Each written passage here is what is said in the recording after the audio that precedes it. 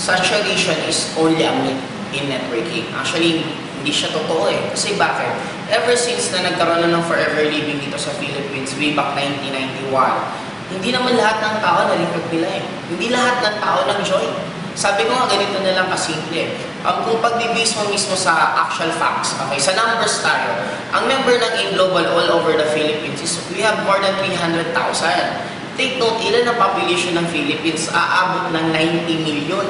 Kung on our 5 years, naka 300,000, sabihin mo na lang, same lang yung maulit na ma-recruit. On another 5 years, 300,000 ulit. Ilan pa lang members? 600,000 sa 10 years. Ibig sabihin, kung another 10 years, ilan? 1.2. Kumbaga, 1.2 million pa lang yung magiging members, makaka 20 years na. Kaya kung iisipin mo, wala talagang saturation. Bakit? Imagine mo lang isang school. Sabihin na natin, ang re-recruitin mo lang isang school na college lang. Katulad, sabihin na natin, Lasal. Huwag kang lalabas. Hindi ka magre-recruit ng hindi taga-Lasal, kundi taga-Lasal lang. Paano mo sasaturate na ibig sabihin every year may bagong first year? Ibig sabihin, pag may bagong first year, may bagong kang re-recruitin. Kaya kung iisipin, wala talaga siyang saturation. Sinasabi lang siyang may saturation kasi yun ang paminsan nagiging scapegoat ng mga ibang tao na hindi nagiging successful sa pag-network. Or ang iba, yun lang, nila, para hindi sila sumali. Pero actually, sa tagal ko na sa industriya ng networking, may mga namimit ako 50 years old na 60 years old na first time nila ma-recruit sa networking. Ito yung tanong doon, saan sila nabuhay?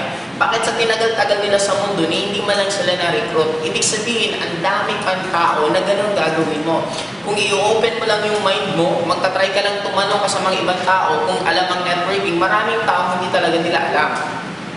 Clue, pag ang isang tao walang alam sa networking, pag nagsabi silang saturation, pag nagsabi silang una-unaan ng networking, ang kumikita lang nasa taas, yun ang mga symptoms na ibig sabihin, yung tao yun wala po talagang alam sa networking. Kasi sa dami kong kakilala, mga veterans na mismo sa networking, sila mismo hindi sila nagsasabi na una-unahan ng networking. Imagine mo sila na yung matagal sa industriya, sila pang hindi nagsasabi. Sino ang nagsasabi? Normally, yung wala talagang mga alam. Kaya careful kayo sa ganon. Paminsan, yung mga nakakausap nyo, wala naman talagang alam sa networking, nag-aalam-alaman.